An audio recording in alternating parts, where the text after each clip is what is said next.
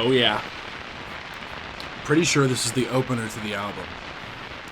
Because if I read the lore correctly, I think this picks up right after the end of Scenes from a Memory. Alright. Lock in, baby.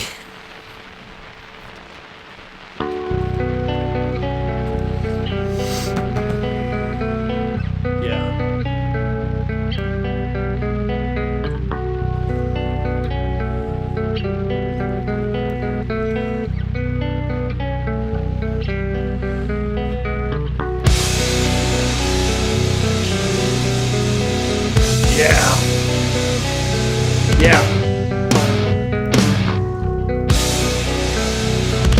Headphones all the way up. Ah!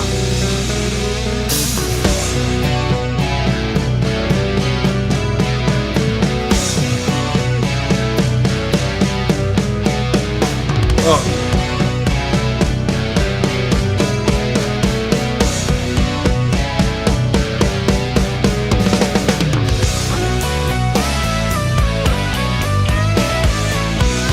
Yeah, Jordan.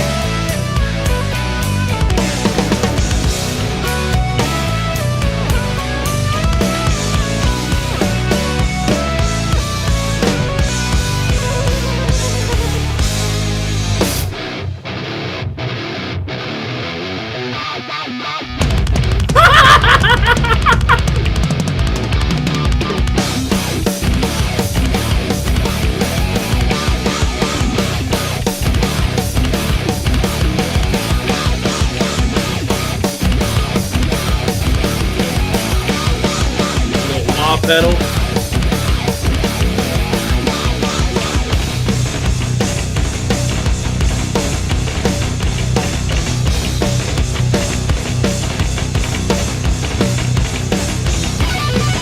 I like that snare.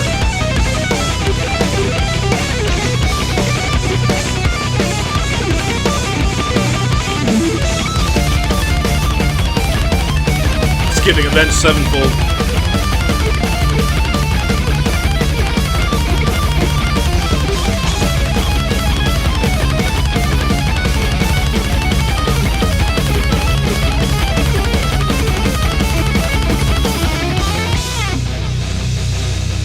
That guitar tone is fucking nasty.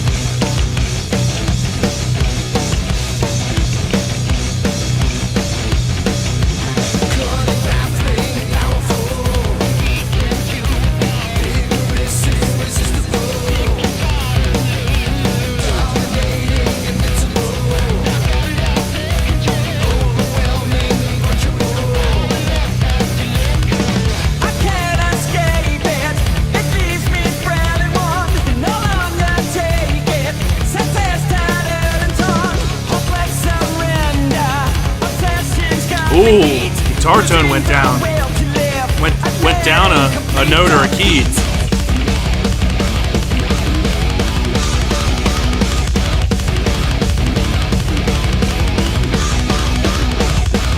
That wah pedal's so cool.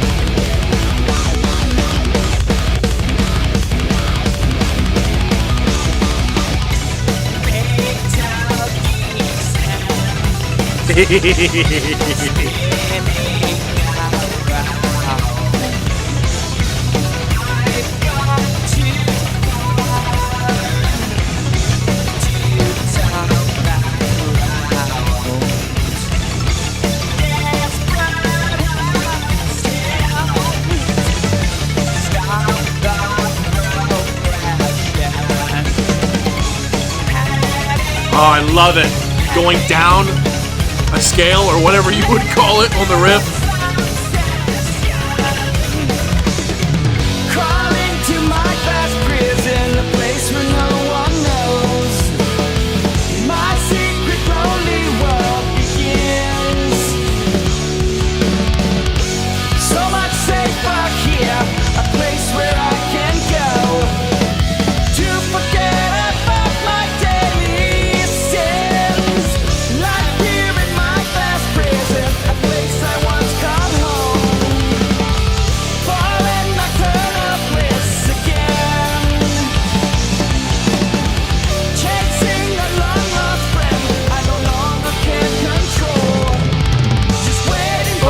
great.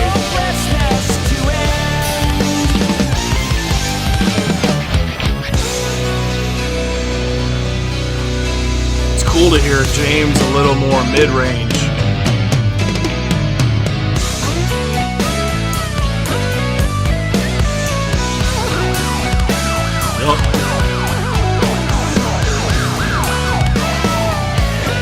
The kings of midsections.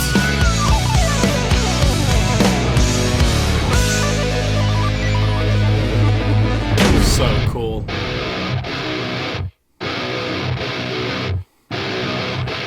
It's giving me Saint Anger vibes, and I don't care. Yeah, little some kind of monster. I don't care. I like Saint Anger.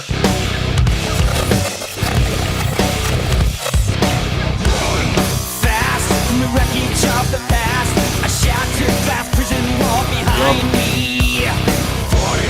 Past, walking through the ash, a distant oasis before me.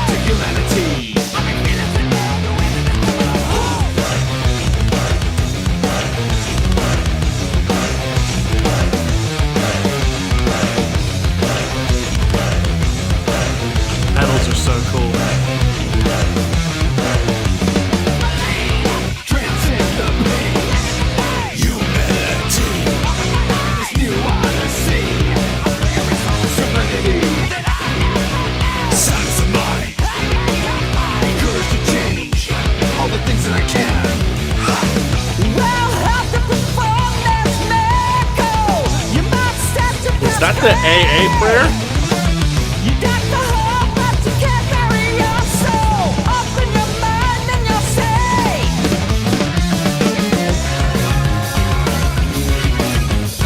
I can't break out this prison all alone.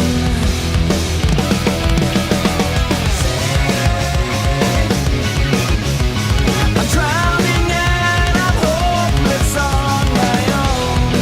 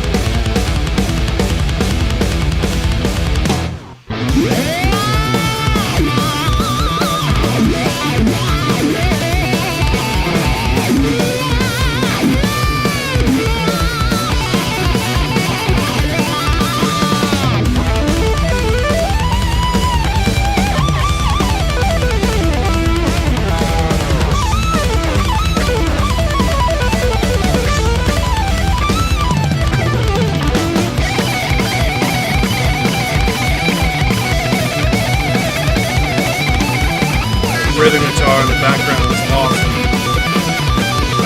Underneath it all.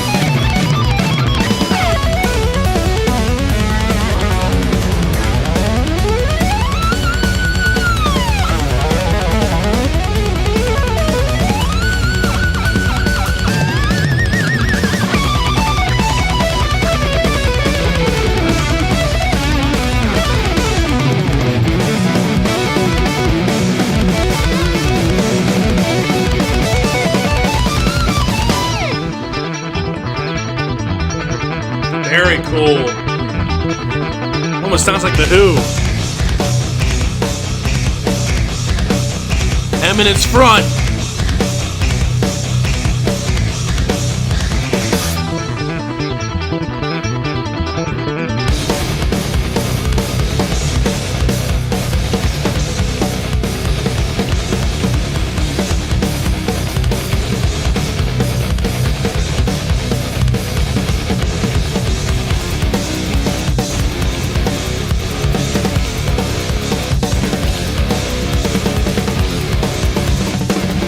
Shaker.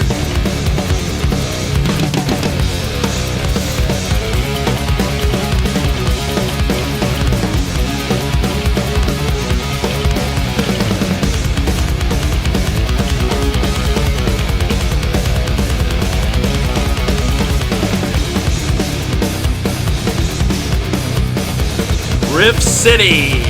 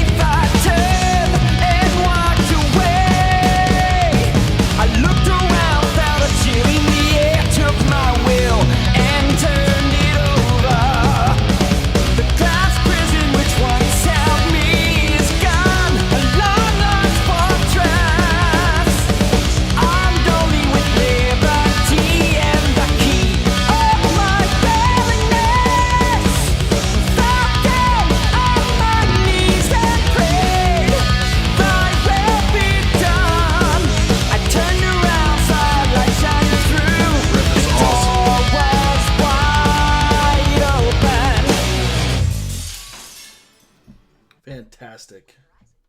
Okay, Dream Theater, Glass Prison, with the new Dream Theater shirt on. Holy crap. I'm pretty sure that's the opening track off of their 2002 album, 6 Degrees of Inner Turbulence. Did I say that right? Holy crap. I've been a Dream Theater fan for a long while now. My friend got me into them big time, and I am not totally versed in all of the catalog because it's such a gigantic catalog to undertake, but Scenes from a Memory is one of my all-time favorite albums. It might be my favorite prog rock album of all time. It's funny hearing jumping into the intro song of this album on basically an album I have heard relatively nothing from. If I have heard, it's been passive, and I didn't realize it was from the album, possibly. So yeah, Finally Free at the end of Scenes from a Memory, it ends with that static, and I know that I read that static carries into a Glass Prison opening this album, and that there is a large handful of albums in the midsection of their catalog that fade into each other very subtly. That opening build-up, that whole opening build-up riff, so rad. The wah pedal riff accents going on throughout sporadically, largely in the beginning, and then it kind of comes back in the midsection. Super cool. There's a lot of different sounds in this song. There's a lot of moments in the beginning where it's real thrashy and early 2000s, kind of giving me like, Avenged Sevenfold vibes, like I mentioned while listening. But it's funny, in 2002, Avenged Sevenfold was largely unknown, until City of Evil came out in 2005. They were largely underground. Those two moments, that synthy 80s sounding, driving through New York City at night moment, it made me think of that long, awesome intro to Eminence Front by The Who, and I shouted it out, and that was super awesome.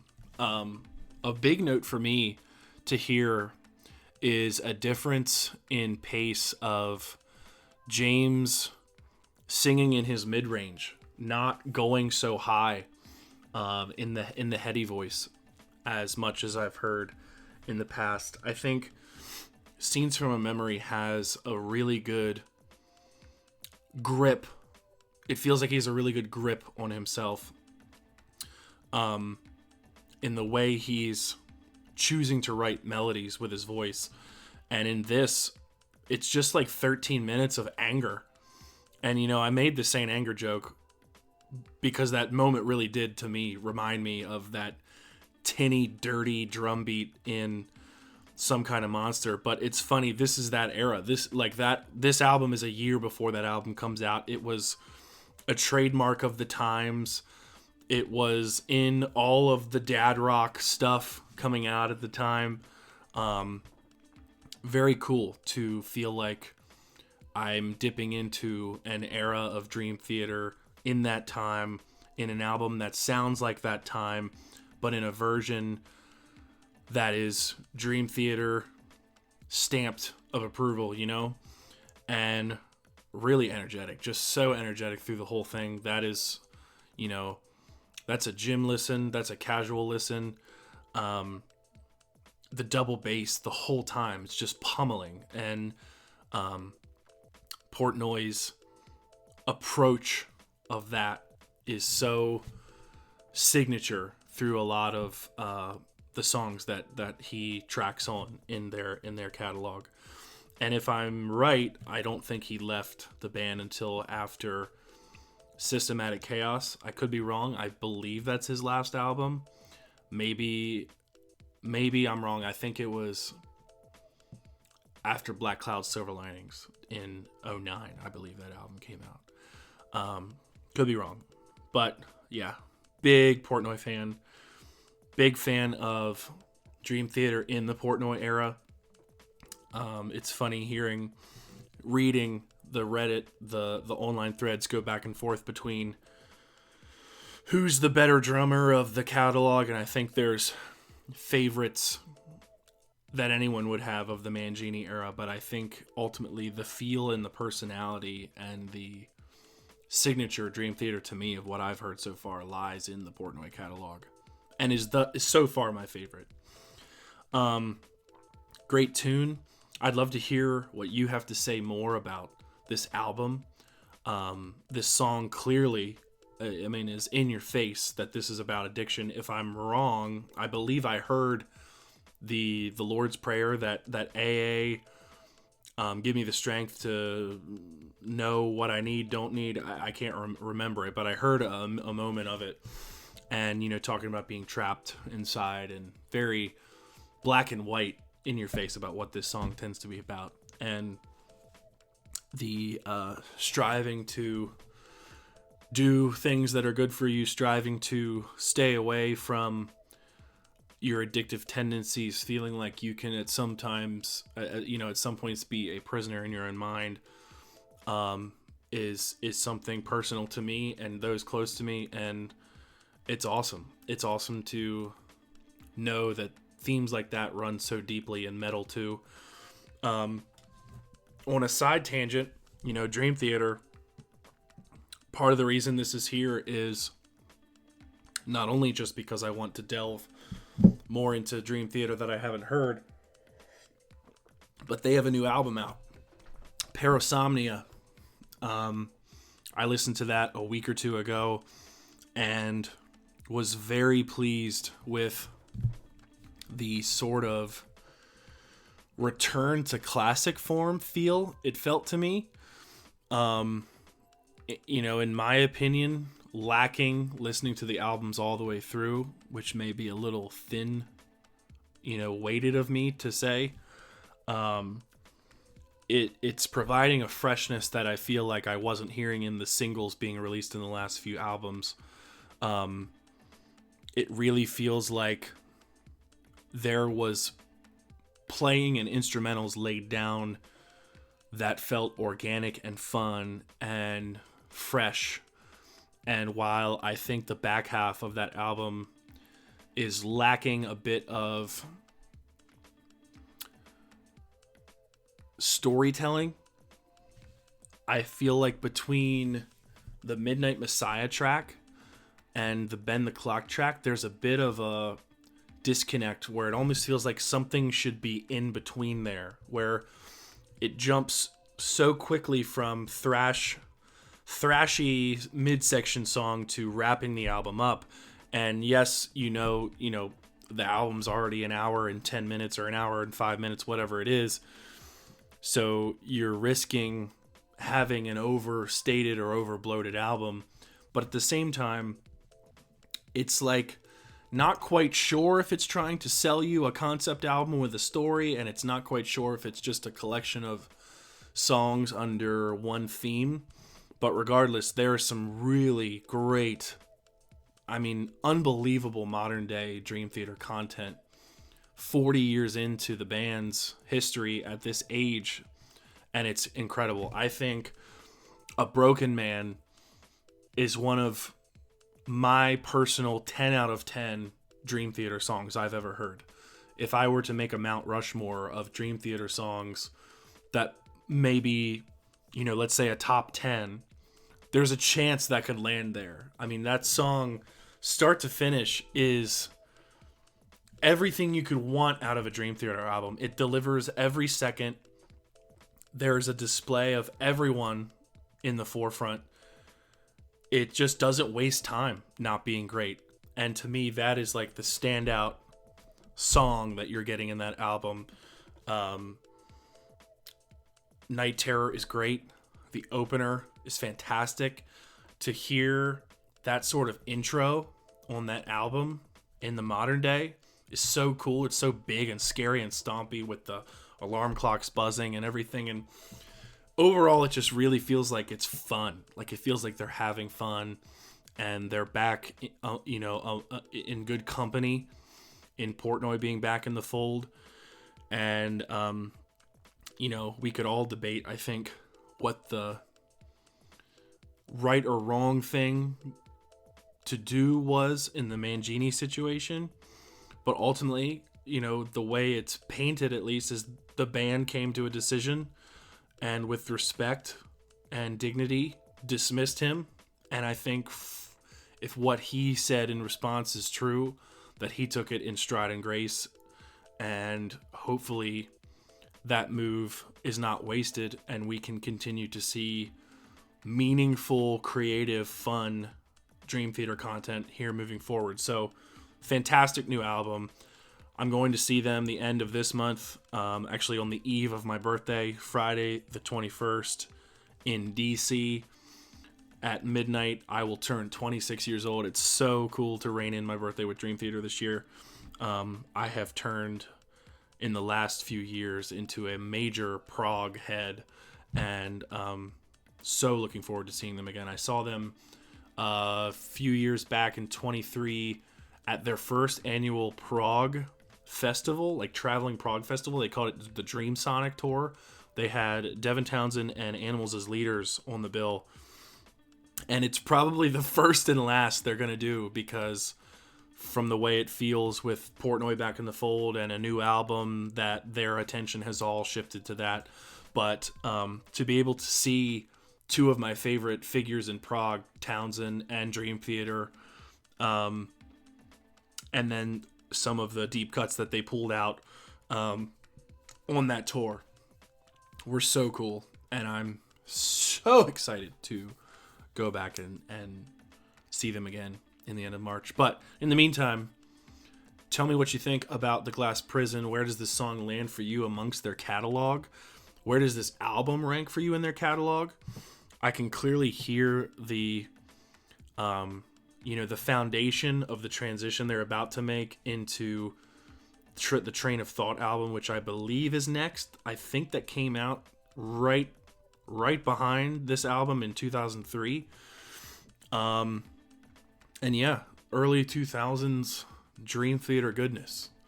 Always welcome. In the meantime, like, comment, subscribe, talk to me in the comments. Super excited to hear from you. I'll see you in the next one.